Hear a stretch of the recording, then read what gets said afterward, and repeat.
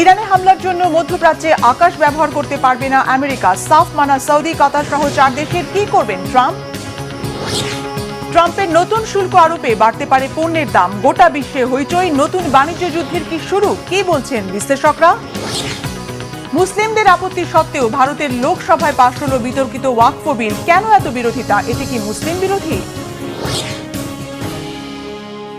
আসসালামু আলাইকুম, দেখছিলেন বাংলাভিশন ওয়ার্ল্ড নিউজ হেডলাইন। ইরানে হামলা চালানোর জন্য মধ্যপ্রাচ্যের আকাশ ব্যবহার করতে পারবে না আমেরিকা। একথা সাফ জানিয়ে দিয়েছে সৌদি আরব, কাতার, সংযুক্ত আরব আমিরাত ও কুয়েত। ফলে বাধ্য হয়ে দিয়েগো গার্সিয়ার সামরিক ঘাঁটিতে B-2 বোমারু বিমান মোতায়েন করেছে ওয়াশিংটন। তবে ইরানও বসে নেই। তাদের বিপ্লবী গার্ড বাহিনী, শক্তিশালী ক্ষেপণাস্ত্র ও আঞ্চলিক মিত্রদের নিয়ে পুরো দমে চলছে প্রতিরোধের প্রস্তুতি।